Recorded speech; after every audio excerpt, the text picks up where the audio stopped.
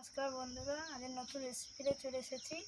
আজ আপনাদেরকে বানিয়ে দেখাবো ইলিশ মাছের বিরিয়ানি। দেখতে থাকুন ইলিশ মাছের বিরিয়ানি কেমনভাবে বানাই।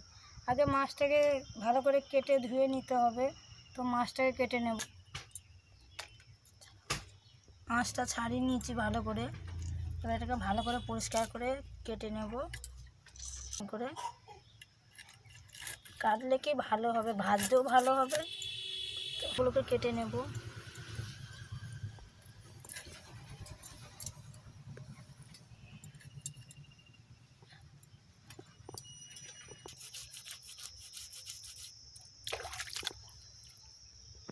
ধোয়া হয়ে গেছে, বা নুন হলুদ মাখিয়ে হালকা করে ভেজে নিতে হবে। হলুদটাও মাখিয়ে নেব, দিয়ে হালকা করে মাছটাকে ভেজে নিতে হবে। কড়া বসিয়ে দিয়েছি, কড়াটা গরম হয়ে গেছে। এবার তেলটা কড়াতে দিয়ে দেবো। এবার মাছটা দিয়ে দেবো কড়াতে। কড়া গরম হয়ে যাচ্ছে।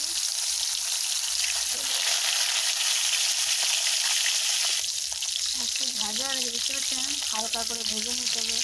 তো কত সুন্দর ভাজা হচ্ছে। এটাকে উল্টে নেব। এক পিঠটা ভাজা গেছে, আর এক পিঠটা হালকা করে ভেজে নেব, দিয়ে তুলে নেব। আলুটাকে হালকা করে ভেজে নিচ্ছি, নুন মাখিয়ে হলুদ মাখিয়ে। তো হালকা করে ভাজা গেলে তুলে নেব। হয়ে গেছে আলুটা ভাজা, আলুটাকে তুলে নেব। দেখতেই পাচ্ছেন কত সুন্দর হালকা আছে, ভাজা হয়ে গেছে আলুটা। ভাতটা আগে দিয়ে করে রেখে দিয়েছিলাম। তো এবার ভাতটা হাঁড়িতে দিয়ে দেবো।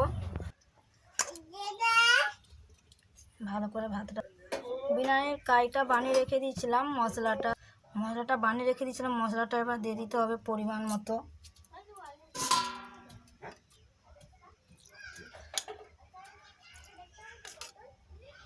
এতেই সব দিয়ে দিয়েছিলাম। এবার দিয়ে দেবো।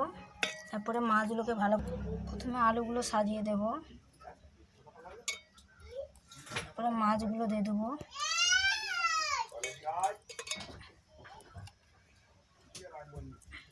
এবার মাছের ডিম ছিল, মাছের ডিমগুলোকে দিয়ে দেবো উপরে।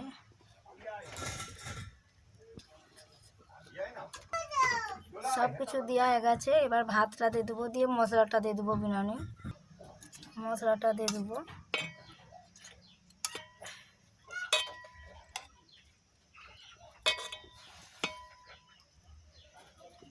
কাজুটা আবার দিয়ে দেবো এর মধ্যে।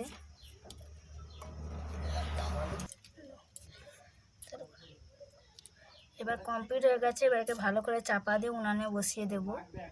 হয়ে গেছে। এবার উনুনে বসিয়ে দিয়েছি এবং উনানে 10 মিনিট রেখে ভাপিয়ে নেব। হয়ে গেছে। এবার চাপাটা খুলে দেব। দেখতে পাচ্ছেন কত সুন্দর হয়ে গেছে। এবার একে ঢেলে দেব। একটা মাছ কেটে সে 10-12 একই রকম করতে। আজ আমাদের ইলিশ মাছের বিরিয়ানি কমপ্লিট হয়ে গেছে। তো দেখতেই পাচ্ছেন এটা ইলিশ মাছের ডিম ছিল।